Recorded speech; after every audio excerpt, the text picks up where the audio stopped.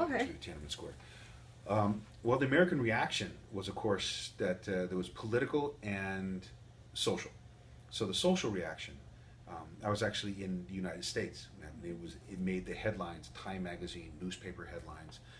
People knew about the protests before, and it was in May and in early June, and then June 4th, and those hit the headlines. And it was, of course, Tank Man was in the front. That's what most foreigners see.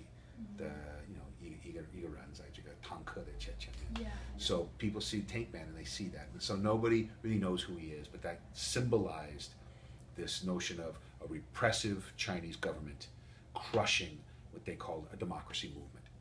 Now, this is the Western view, right? So the Western view is this idea, and there was symbols that from the protests too, like looked like a Statue of Liberty, but it was a Lady Freedom, right? So Yeah. they had that, and so these were all part of the symbols that foreigners took a look at, and then the foreign press, and then from America and Western Europeans saw this as a crush. Think about it as well as the time too. At the same time, you had solidarity movements in Poland, coming down to just before the fall of the Berlin Wall, right? So we're looking at all these protests that are going on in Eastern Europe at the time. The Chinese government was very worried about any sort of protest like that. But the Western perspective was this was another type of protest that might have brought down the Chinese government, and then a Chinese authoritarian regime crushed them. So that's the perspective of the outside. The actual story is much more complex. First of all, it was not a democracy movement. The protesters did not want to overthrow the Chinese Communist Party. Wow. What did they want? They wanted equal access to reforms, economic opportunities, and an end to corruption. Okay. You see these protests when they were in the beginning. What scared the Chinese government, the Chinese Communist leadership, was not no more the students as much as workers who participated in the protest, and average citizens who participated in the protest, asking for an end to corruption.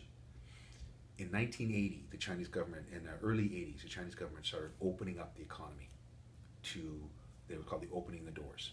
And so they had people were able to buy, and they were also producing more what we call cottage industry goods, light industry, bicycles, televisions, refrigerators. People were wanting to buy and have these goods, which weren't very much available in the 70s and 60s and 50s. And so it was mostly heavy industry, and they were moving towards a little bit more light industry, also having what they call township and village enterprises, 乡镇企业. And so you have this development. So this development over time meant that certain people were able to make money, buy goods. But the problem was that if you didn't have personal political connections, it wasn't enough to just apply to open up a store or to start a bicycle repair shop or to do things like that. You had to pay the right person. You had to know the right person. In Chinese, they say 关系, right? You had to have that. So if you didn't have that, then it wasn't enough just to have the laws that were open up. People saw this as unequal opportunities.